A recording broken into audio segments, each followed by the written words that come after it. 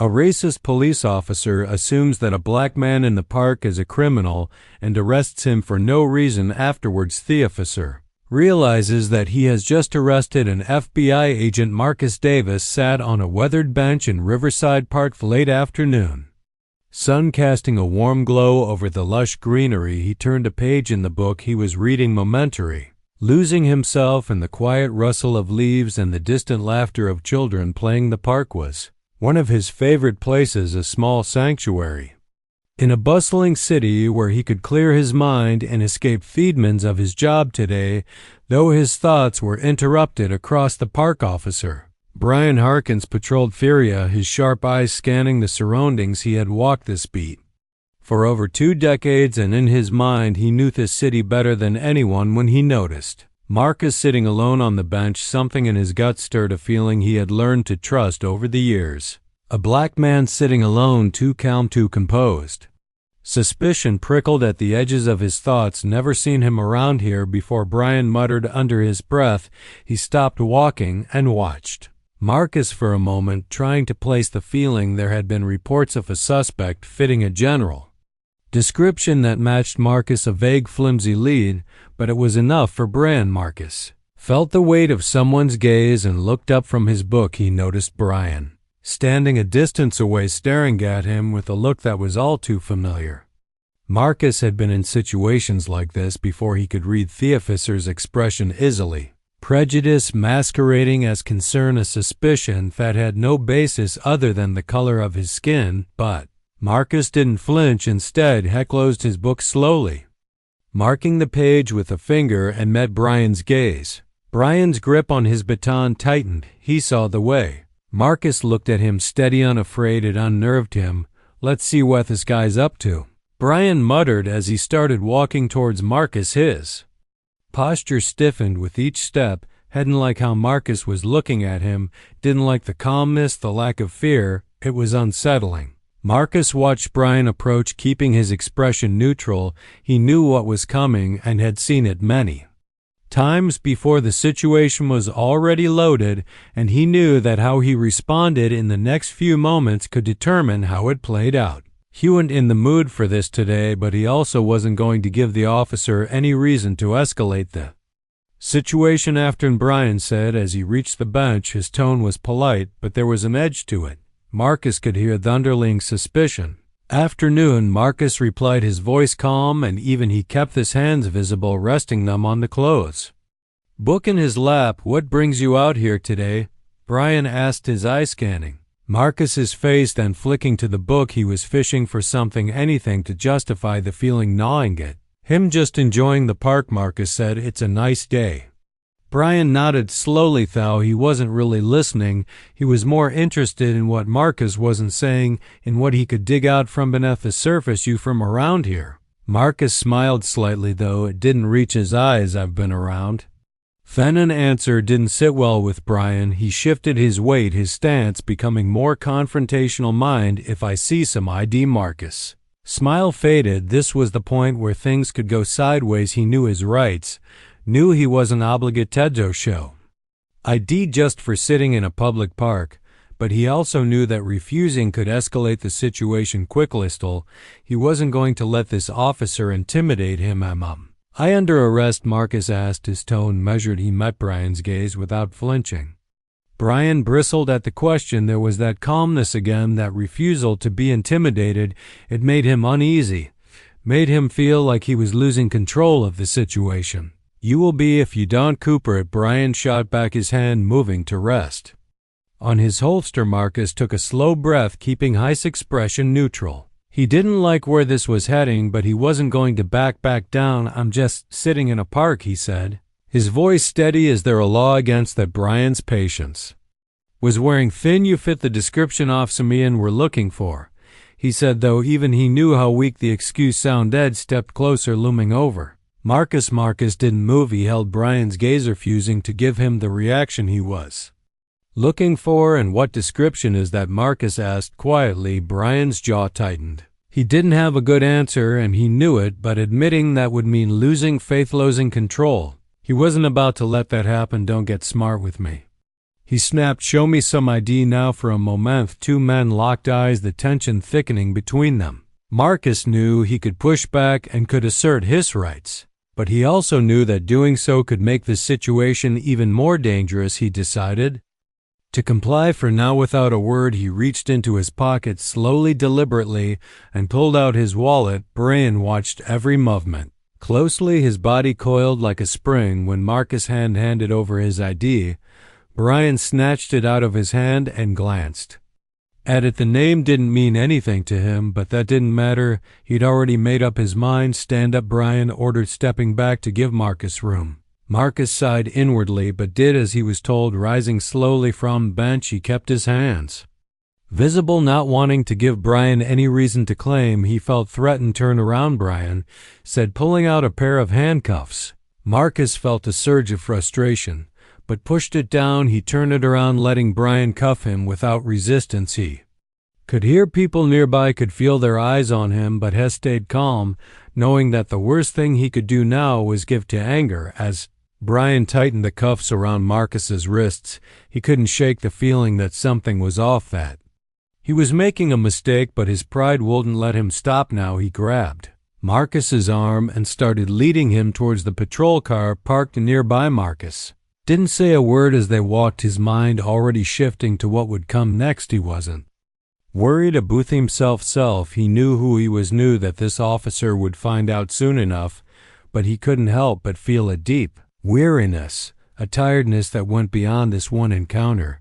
It was the exhaustion of knowing that despite all his accomplishments, all his efforts, he was still seen as just another black man in the eyes of too many people like Officer Brian Harkins.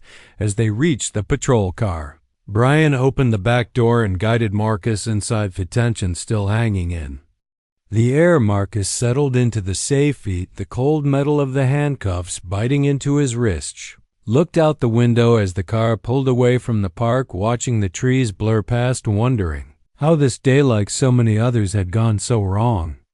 The patrol car's engine hummed as Officer Brian Harkin drove Marcus Davis toward the precinct. Brian's grip on the steering wheel was tight, his knuckles white as he processed what had just happened. He didn't like the way Marcus had looked at him back there in the park, calm, unafraid, like he knew something. Brian did a gwet at him, made him question his instincts, but his pride wouldn't let him admit that. Marcus sat quietly in the back seat, his hands cuffed behind him, the city streets blurred by, but his mind wasn't on thepasing scenery. Instead, he was focused on what would happen next. He knew the system, knew how quickly things could escalate if he wasn't careful, but he also knew his own power, the authority that came with his position. An authoritative Officer Harkin had no idea about as they neared the precinct. Brian glanced at Marcus in the rearview mirror. "What were you really doing in that park?" he asked, his voice edged with suspicion. Marcus met Brian's eyes in the mirror, his expression unreadable. "I told you," he replied calmly. "I was just reading." Brian scoffed. "A guy like you just sitting around reading? You expect me to believe it that?" Marcus raised an eyebrow. "A guy like me," he repeated, his tone measured. Brian hesitated for a moment, realizing Feslip in his words, but instead of backing down, he doubled down.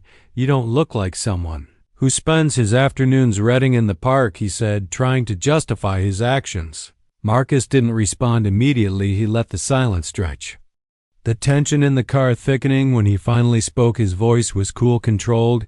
"And what does someone like me look like, officer?"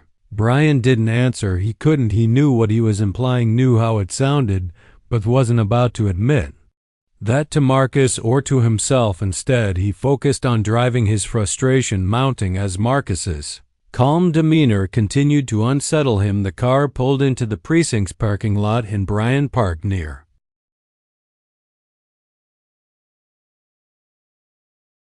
the entrance. He got out first, then opened the back door and helped Marcus out, the cuffs still digging into Marcus' wrists as they walked toward the building.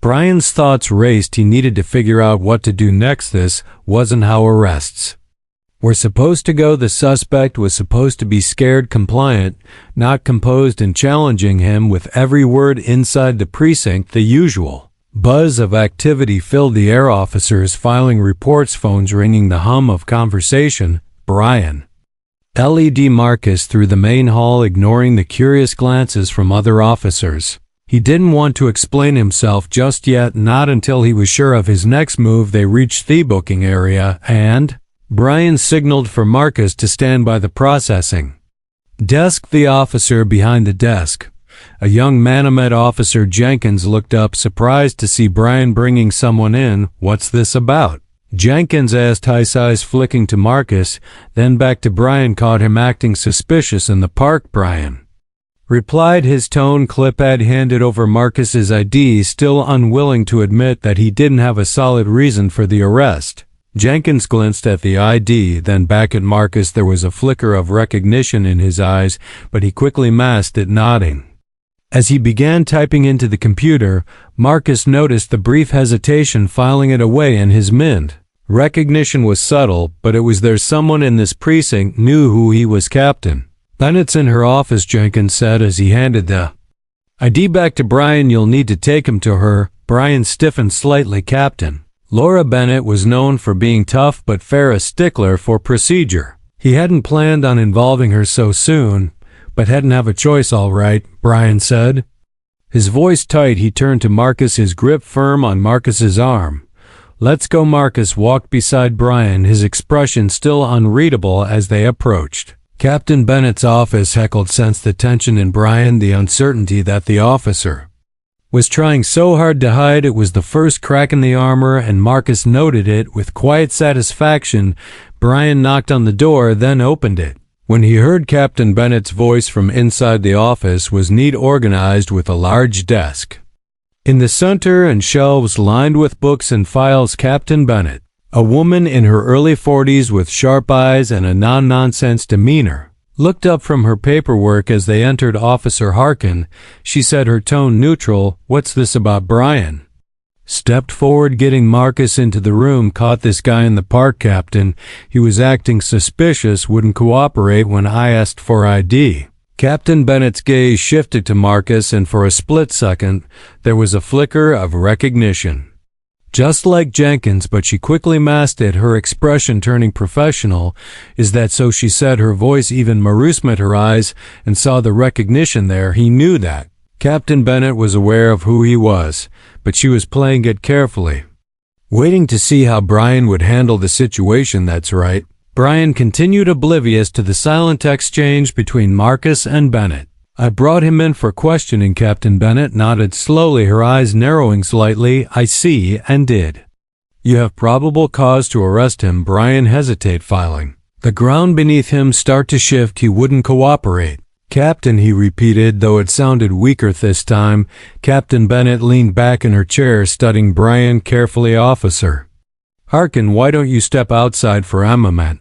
I'd like to speak with Mr. Davis alone." Brian blinked, taken aback by the request, but "Captain, outside." Harkins, Bennett said firmly, leaving no room for argument. Reluctantly, Brian released Marcus and stepped out of the office, closing the door behind him. As soon as he was gone, Captain Bennett's demeanor shifted slightly, becoming less formal. "Mr. Davis," she said, her voice calm, "I apologize for this misunderstanding." Marcus allowed himself a small smile. "No need to apologize, Captain. You're just doing your job." Bennett sighed, glancing at the closed door. "I'm aware of who you are, but I'd appreciate if we kept that under wraps for now. I need to handle this situation carefully." Marcus nodded. "Of course, I'm not here to cause trouble, Captain. I just want to make sure things are handled properly." "They will be," Bennett assured him. "I'll speak with Officer Harkin and deal with this appropriately, but I have to ask, why didn't you just tell him who you are?" Marcus's smile faded, replaced by a more serious expression. "Because it shouldn't matter, Captain. My identity shouldn't be the reason he decides to treat me with respect." Captain Bennett considered his words, then nodded in understanding. "You're right, it shouldn't matter, but unfortunately it does to some people." Ferrum fell silent for a moment, the weight of the situation hanging in the air. Finally, Captain Bennett stood up. "I'll call Officer Harkin back in. We'll resolve this." Marcus nodded again, watching as Captain Bennett MV to Fedor. The confrontation wasn't over, but he knew he had the upper hand. Now the truth would come out soon enough, and Officer Harkin would have to face the consequences of his actions. As Captain Bennett opened the door, Brian stepped back inside, his expression wary. He could sense that something had shifted, but he didn't know what he glanced at. Marcus stood calmly waiting. Mr. Davis here is not the man you were looking for. You'll release him immediately. Brian blinked, the words taking a moment to sink in. What? But Captain, he immediately Officer Bennett repeated her voice, leaving no room for argument. Brian hesitated, then finally reached for the keys to unlock Marcus' handcuffs. His hand shook slightly as he did so, though the realization of his mistake beginning to dawn on him as the cuffs clicked open. Marcus rubbed his wrists, giving Brian a measured look. Thank you, officer, he said, his tone calm, but carrying an undertone of finality. Brian swallowed hard. Unsure of what to say. You're free to go, he muttered, stepping back. Marcus nodded and turned to Captain Bennett. I'll be in touch. Captain, he said quietly, there's still a lot to discuss. Captain Bennett nodded in return, understanding few it behind his words. I look forward to it, Mr. Davis. With that, Marcus walked out of the office, leaving Brian standing there, sinking feeling in his gut. The confrontation was over, but the consequences were only beginning. Brian Heron sat at his desk in the precinct, the tension in his body refusing to dissipate. He had barely been able to concentrate since Captain Bennett had released Marcus Davis. The unease noted him, deepened by the fact that he still didn't understand what had just happened.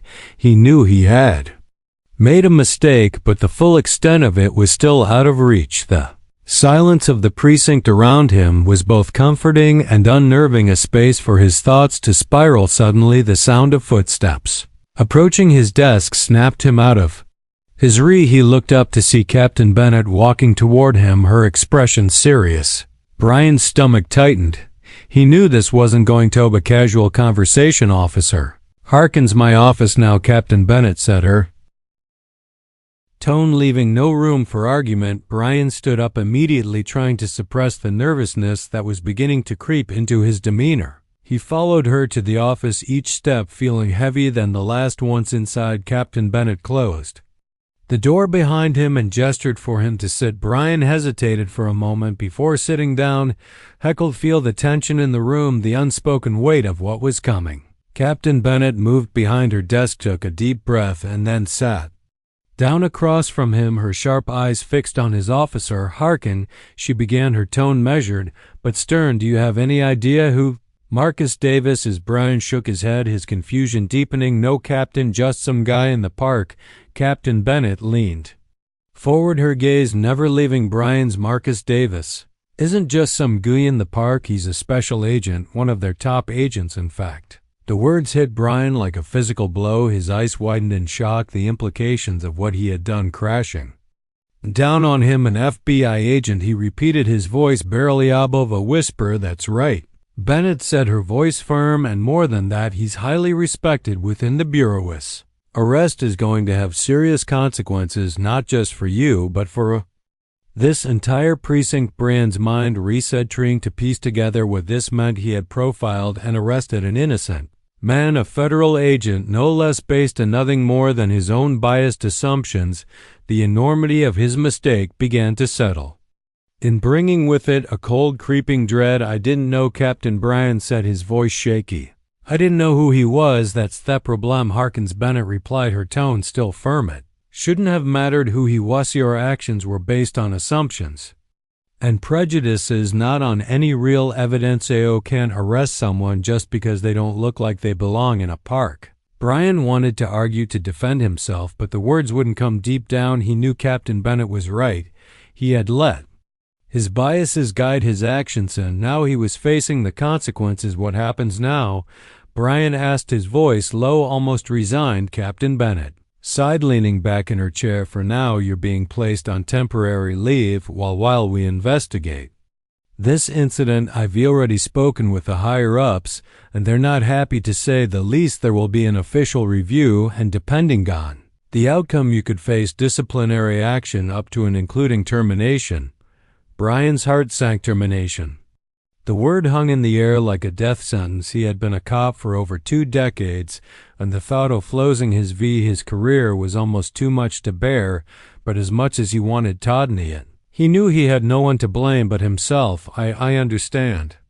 Captain Brian finally said, his voice barely above a whisper. Bennett studied him for a moment, her expression softening slightly.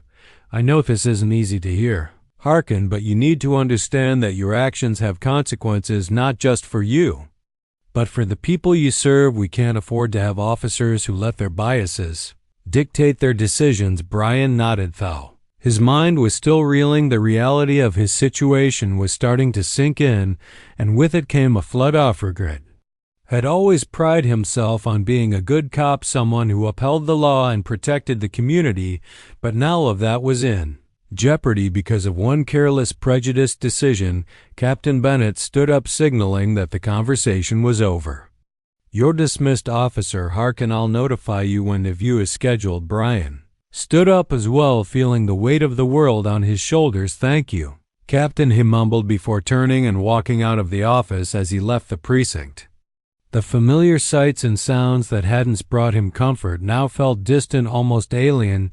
He walked to his car in a daze, the reality of his situation pressing down on him like a heavy fog. He had been a cop for so long that he didn't know who he was without the badge. The thought of losing it, of being branded as a failure, terrified him. But beneath the fear there was something else, an unfamiliar sense of doubt. For the first time, Brian was forced to confront the fact that maybe, just maybe, he wasn't the upstanding officer he had always believed himself to be, that maybe had let his biases and prejudices guide his actions more than he was willing to admit. As he drove home, Fessity streets passing by in a blur, Brian couldn't shake the image of Marcus Davis's calm, unflinching gaze. It was a look that had unsettled him from the start. And now he understood why Marcus had seen right through him, had known exactly what was happening even before Brian himself did. When Brian finally arrived home, he sat in his car for a long moment, staring at the steering wheel. The day events played over and over in his mind, each repetition making the weight of his actions heavier. He didn't know what the future held, but he knew that his life had just changed. Irrevocably, with a heavy sigh, Brian got out of the car and walked into his house. The silence of the empty rooms pressing in on him, he sank into a chair, his thoughts a tangled mess of fear, regret, and uncertainty. For the first time in a long while, he didn't know what to do next. Brian Harkins stood in the corridor outside the conference room, his heart pounding in his chest. The precinct was quieter than usual, the atmosphere heavy with the anticipation of what was about to unfold. The official review was about to begin, and Brian knew that every word said in the next hour could determine the future of his career. He glanced at his reflection in the window across from him. The man staring back looked older, more worn than he had just days. There was a stiffness in his posture, a tightness around his eyes that hadn't been there before. He straightened his uniform form, took a deep breath, and forced himself to focus. This was his chance to explain, to justify his actions, though deep down he wasn't sure how to do that anymore. The door to the conference room opened, and Captain Bennett appeared, her expression unreadable. We're ready for you, Officer Harkins, she said, her voice steady. Brian nodded, swallowing hard as he followed her into the room. Inside, the atmosphere was tense. The long table was lined with stern-faced officials, representatives from the PRIST's Internal Affairs Division, a couple of high-ranking officers, and at the far end, a man in a suit, whom Brian instantly recognized as Marcus Davis. Marcus's presence was like a punch to the gut. Brian had hoped that he wouldn't have to face him again, but there he was, sitting calmly, his eyes focused on Brian as if studying him. The look in those eyes was the same as before, calm, unflinching, but with an edge of quiet authority that made Brian feel small. Captain Bennett took her seat at the head of the table, motioning for Brian to sit in the chair opposite one. He did so, trying to ignore the way his palms were sweating. The room was silent, the weight of judgment heavy in the air. Officer Harkin, Bennett began, her tone formal. This review is to determine the appropriateness of your actions during the arrest of Mr. Marcus Davis. We will go over the events leading up to the arrest, your conduct during the arrest, and the consequences that have followed. Do you understand the gravity of This situation, yes, Captain Brian replied, his voice low but steady. He glanced briefly at Marcus, who was watching him intently before returning his focus to Bennett. Good, Bennett said, nodding. Let's start with the incident report. According to your statement, you arrested Mr. Davis because you believed he was a suspect in a recent series of robberies. Is that correct? Brian nodded. Yes, Captain. I saw him in the park and matched the description we had. Tall black male, early 40s. He was acting suspiciously, so I approached him. And what exactly was suspicious about his behavior? Bennett asked, her tone neutral but probing. Brian hesitated, knowing that his answer here was crucial. He was alone, just sitting there, and when I asked for his ID, he was evasive. How Bennett pressed. He didn't want to show me his ID right away. Brian explained that even as he said the words, they sounded weak to his own ears. He seemed like he was hiding something. Marcus' voice cut through the air, calm but firm. I was reading a book, Officer Harkins. Note exactly the behavior of a criminal on the run. Brian flinched slightly at Marcus's words but kept his focus on Bennett. I was just doing my job, Captain. I was trying to protect the community. And did you find anything on Mr. Davis that would indicate he was involved in any criminal activity? Bennett asked, her eyes narrowing slightly. Brian shook his head. No one. He was clean. There was a pause, a heavy silence that filled the room as everyone processed what had been said. Then one of the internal affairs officers spoke up, his voice stern. Officer Harkins, did it ever occur to you that Mr. Davis might have been telling the truth, that he wasn't the suspect you were looking for? Brian hesitated again, his mind racing for the right words. I was following protocol. We're trained to be cautious, to assume that someone might be dangerous until proven otherwise. But did you consider that your assumptions might have been influenced by factors other than protocol? The officer asked pointedly. Brian's throat tightened. He knew what they were getting at, and he knew there was no good answer. I didn't mean to profile him, he said, his voice faltering slightly. I was just doing my job. Marcus leaned forward slightly, his gaze still fixed on Brian. Your job is to protect and serve, Officer Harkin, not to judge people based on their appearance. Brian met Marcus's eyes, and for a moment he felt a surge of defensiveness, but it was quickly followed by a wave of guilt. He had been in law enforcement long enough to know when he was wrong, and this was one of those times. Captain Bennett cleared her throat, drawing the room's attention back to her. Officer Harkins, this review isn't just about what happened that day. It's about the mindset that led to your actions. We need to ensure that every officer in this precinct is upholding the values of fairness and justice. This isn't just about you, it's about the integrity of the entire police force. Brian felt a sinking feeling in his gut. He knew that this wasn't just about whether or not he had made a mistake.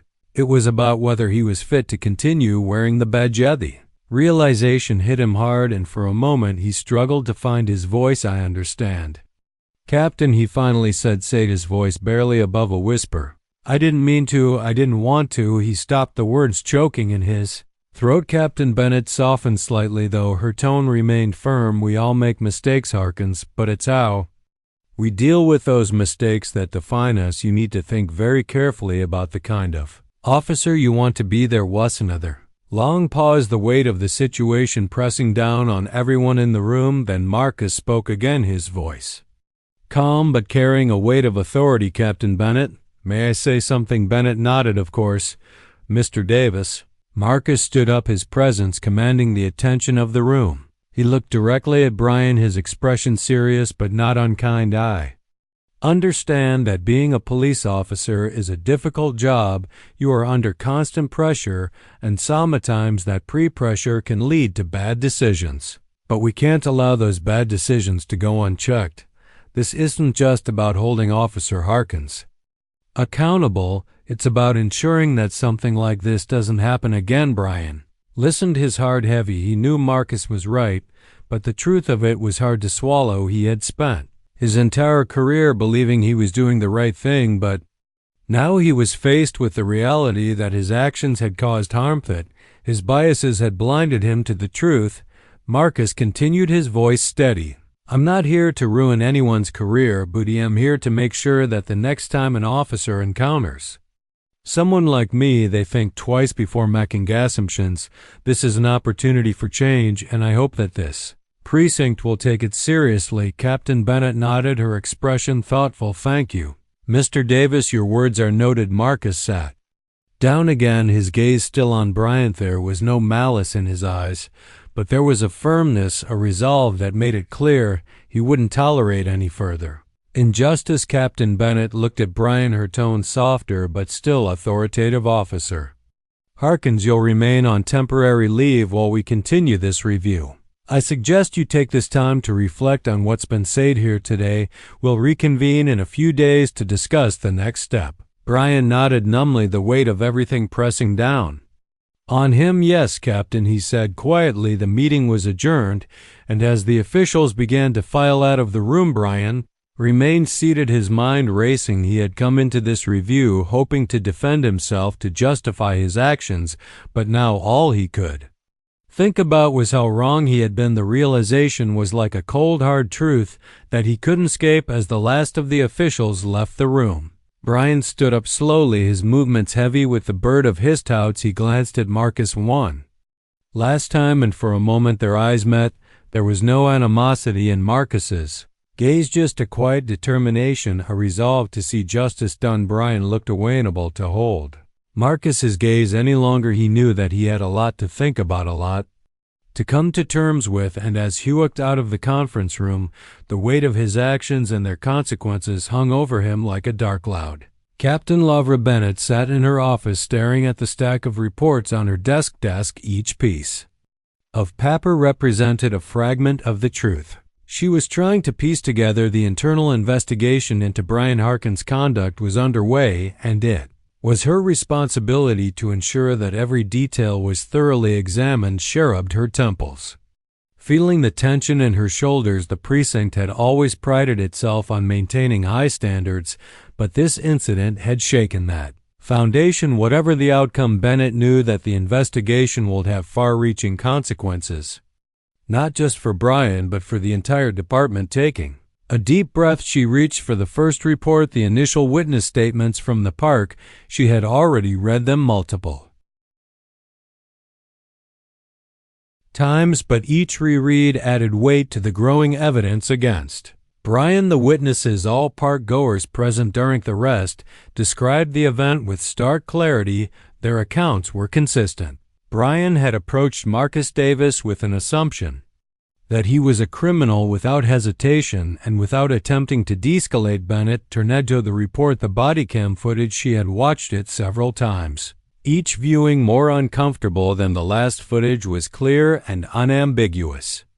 Brian's voice, his tone, Aishan, and his body language reflected the assumptions he had made from the moment he saw Marcus, the aggression in his approach, way he had disregarded Marcus's attempts to explain the force he used during the arrest. It was all there laid bare for anyone to see. A knock at the door pulled Bennett from her thoughts. She looked up to see Detective Harper, her second in command for the investigation, standing in the doorway. "I've got the last of the witness interviews," Harper said, holding up a file, "and I've scheduled Marcus Davis for later this afternoon." "Thanks, Harper," Bennett replied, taking the file. "How's it looking?" Harper sighed, running a hand through his graying hair. "Not good, Captain. Most of the witnesses are pretty clear about what they saw, and from what I can tell, the body cam footage backs them up." Bennett nodded grimly.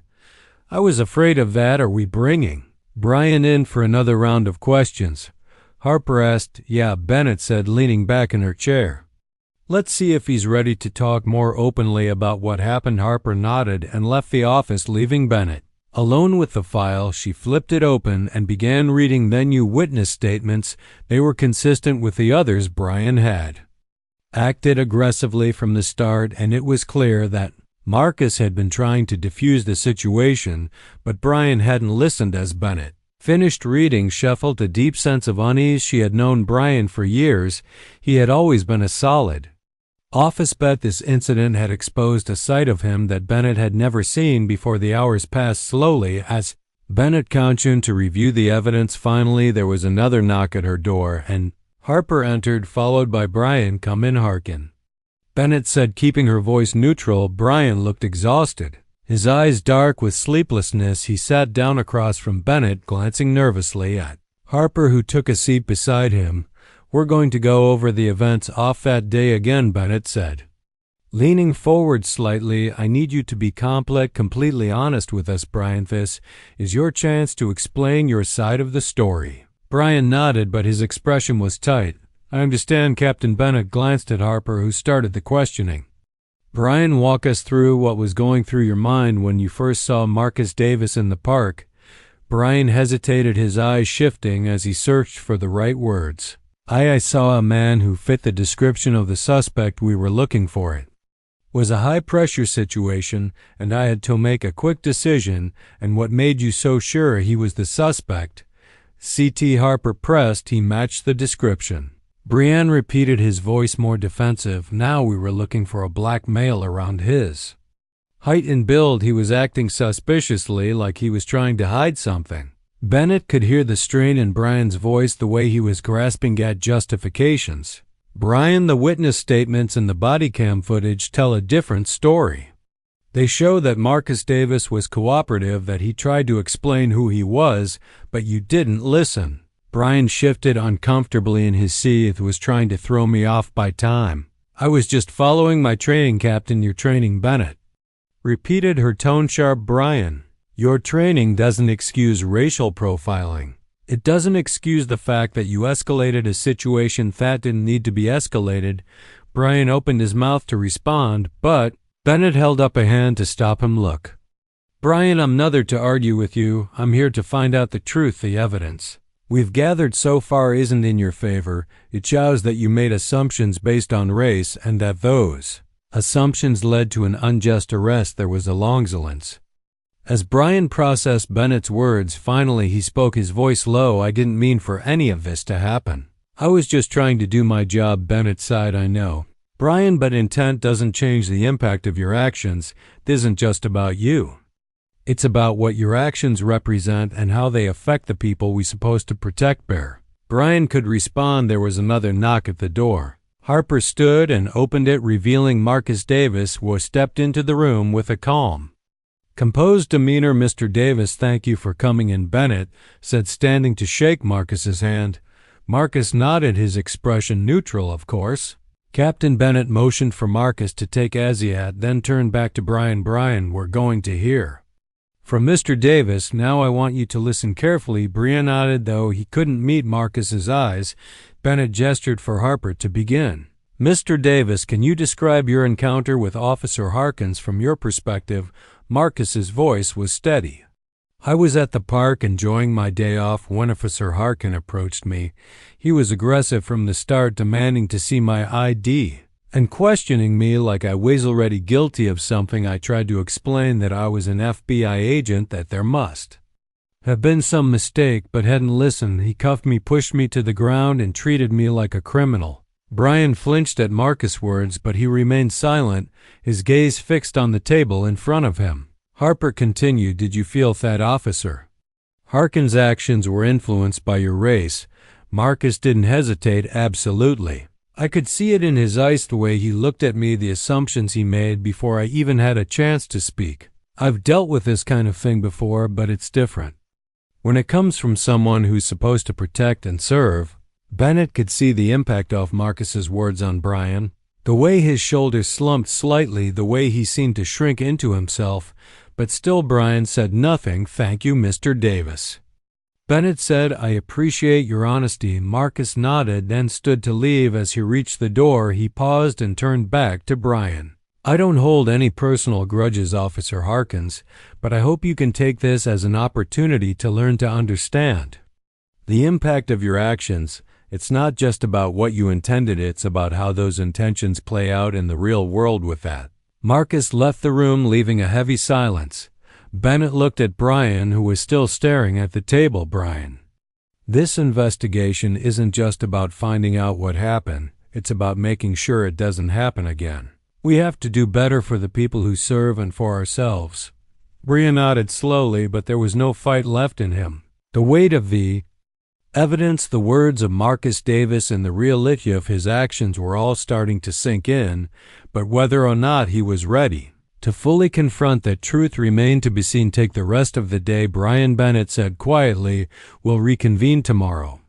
Brian stood, his movements stiffened, left the office without another word as the door closed behind him. Bennett felt a heavy sense of responsibility on her shoulders. This investigation was just the beginning. There was still much work to be done both within the department and beyond, but for now all she could do was continue to piece together the truth and hope that it would lead to real change. Captain Lavra Bennett sat in her office, the final report of the investigation lying closed on her desk.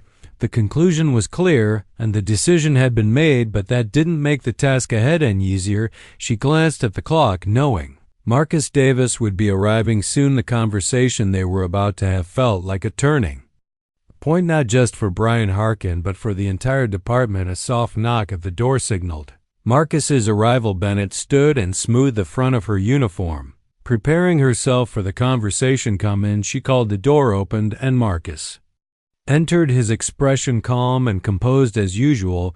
He gave Bennett a polite nod before taking a seat across from her. Thank you for coming, Mr. Davis. Bennett began sitting down as well. Of course, Marcus replied, his tone steady. I assume the investigation is complete. It is, Bennett confirmed, leaning forward slightly after reviewing all the evidence, the witness statements, the body cam footage, and the interviews. It's been decided that Officer Harkin will be terminated from his position. Marcus nodded, slowly taking in the information. I appreciate the thoroughness of the investigation, Captain, but I have to ask, do you believe this decision will lead to a real change within the department? Bennett paused, choosing her words carefully. I believe it's a step in this right direction. Brian Harkin's actions were unacceptable, and his termination sends a clear message.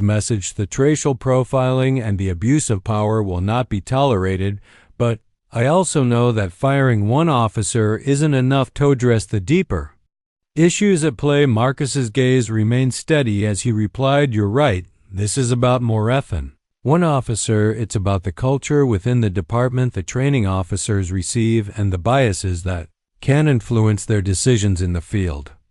If we don't address those underlying factors, incidents like this will keep happening. Bennett nodded, appreciating Marcus' candor. I agree, this incident has brought to light the need for systemic change, and I'm committed to making that happen. We're already working on revising our training programs to include more comprehensive education on racial bias and de-escalation techniques.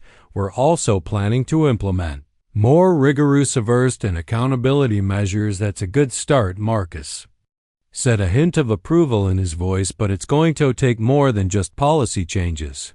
It's about changing the mindset of the officers, helping them understand the impact their actions have on the communities they serve. That's not something that can be achieved overnight. I know, Bennett admitted, it's going to be a long and difficult process, but it's necessary if we want to rebuild trust and ensure that what happened to you doesn't happen to someone else. Marcus leaned back in his chair. His expression thought, I've been in law enforcement long enough to know that change doesn't come easy, especially when it involves confronting uncomfortable truths, but I'm willing to work with you, Captain, to help make those changes. This isn't just about me, it's about creating a safer, more just system for everyone. Bennett felt a surge of respect for Marcus. Despite everything he had been through, he was still willing to engage, to push for the reforms that were so desperately needed. I appreciate that, Mr. Davis, Bennett said sincerely. Your experience and insight will be invaluable as we move forward, and I want you to know that your voice will be heard. Marcus nodded. Thank you, Captain. I'm not looking for any special treatment. I just want to make sure Thafis department becomes the best version of itself. That's what the community deserves, and that's what the officers deserve too. Bennett couldn't agree more. You're right. And I promise you we're committed to making that happen. The room fell into a comfortable silence for a moment, both of them reflecting on the weight of the conversation. The Decisionto fire. Brian Harkin was just the beginning. The real work lay ahead in the reforms and the cultural shift that will be necessary to prevent future injustices. As Marcus stood to leave, Bennett rose as well, extending her hand. Thank you again, Mr. Davis. I look forward to working with you. Marcus shook her hand firmly. Likewise, Captain Letton McEsher. This is a turning point, not just a momentary reaction. With that, Marcus left the office, leaving Bennett alone with her thoughts. She glanced at the closed investigation report on her desk one last time before turning her attention to the future. The decision had been made, but now it was up to her and the department to ensure that it led to real and lasting change. She knew the road ahead would be difficult, filled with resistance and challenges. But Bennett was ready. This was about more than just one officer, more than just one incident. It was about doing what was right, no matter how hard that might be, with renewed determination. Bennett reached for her phone and began making the calls that would set the reforms in motion. The department needed to evolve, and she would do everything in her power to. McEsher did. The morning was overcast as Marcus Davis walked up the steps of the precinct. The air felt heavy, like Fessity itself was holding its breath, waiting to see what would happen next. Inside, the atmosphere was tense but charged with a sense of anticipation. The changes Captain Bennett had promised were starting to take shape, but there was still a long road ahead. As Marcus entered the building, he noticed the subtle shifts in the environment. A new bulletin board near the entrance displayed information about upcoming workshops on racial bias and de-escalation techniques. Officers moved throughout the halls with a different energy, their conversations quieter, more serious. The events of the past few weeks had left an indelible mark on everyone. Marcus made his way to Captain Bennett's office, nodding politely to the officers. Past some returned the gesture with respect, while others avoided his gesture, grappling with the fallout of what had happened. When he reached Bennett's office, he found the door slightly ajar, knocked softly before pushing it open. Come in, Bennett called, looking up from her desk. Marcus stepped inside, closing the door behind him. Bennett rose from her chair and offered him a warm smile. Good to see you again, Mr. Davis. Likewise, Captain. Marcus replied, taking a seat across from her. I wanted to see how things were progressing. Bennett nodded, her expression serious but determined. We're making headway. The new training programs are being rolled out, and we're implementing stricter oversight to ensure accountability. It's a start, but there's still a lot of work to be done. Marcus appreciated her honesty. Change takes time, but it's encouraging to see the steps you are taking. How's the department handling it? There's been some pushback, Bennett admitted. Not everyone is on board, but most of the officers understand that these changes are necessary. We've had a few difficult conversations, but I'm hopeful that we're moving in the right direction. Marcus leaned forward slightly, his gaze intent. That's good to hear. It's important to keep the momentum going to make sure these changes are more than just a response to one incident. Agreed, Bennett said. This is about building a new foundation for how we operate, one that's rooted in fairness and respect for everyone we serve. As they spoke, the door to the office opened again, and Brian Harkins stepped inside. His face was drawn, high eyes shadowed with exhaustion. He was dressed in plain clothes, a cardboard box in his hands. It was clear he was here to collect the last of his belongings. Captain Brian greeted Bennett, stiffly avoiding eye contact with Marcus. Brian, Bennett replied, her tone neutral for a moment. The room was silent, the air thick with unresolved tension. Brian finally turned to Marcus, his expression tight. Mr. Davis, I just wanted to say, I didn't mean for things to turn out like this. Marcus met his gaze calmly. It's not about what you meant, Officer Harkins. It's about what you did and the impact it had. Intentions don't excuse actions. Brian flinched at the bluntness of Marcus's words, but he nodded, accepting the truth. I know. I don't know how to fix this. You can start by acknowledging the problem, Marcus said evenly. We all have biases, but it's how we deal with them that matters. You have the support to learn from this, to become a better person because of it. Brian's shoulders slumped slightly, the weight of the situation pressing down on him. He turned back to Bennett, his voice barely above a whisper. I suppose this is it then. Bennett nodded, her expression softening. It doesn't have to be the end, Brian. You can still choose to grow from this, to make changes in your life, but That's up to you. Brian stood there for a moment, as if considering her words.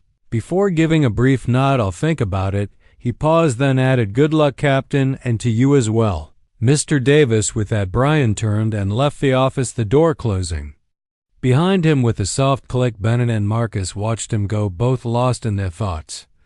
Do you think he'll be okay? Marcus asked after a moment.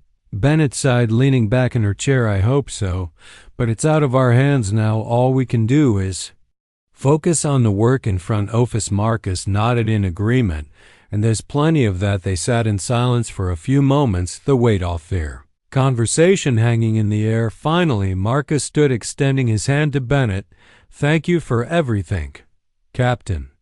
I appreciate your commitment to making things right. Bennett shook his hand firmly. Thank you, Mr. Davis. Your involvement has been invaluable. We're in this together. With that, Marcus turned and left the office, making his way through the precinct one. Last time, as he walked down the halls, he could feel the eyes of the officers on him. Some curious, some contemplative. He knew that change wouldn't come easily, but he also knew that it was necessary. The events of the past few weeks had opened a door, and it was up to all of them to walk through it. As Marcus stepped out into the cool morning air, he took a deep breath, feeling a sense of resolve settle over him. The path ahead would be challenging. He was ready to continue the fight for justice. This was just the beginning, and he was determined to see it through with renewed determination. Marcus walked away from the precinct, his mind already turning to the next steps in his work. There was so much more to be done, but for the first time in a long while, he felt a glimmer of hope. Change was coming, and he would be there to help guide it every step of the way.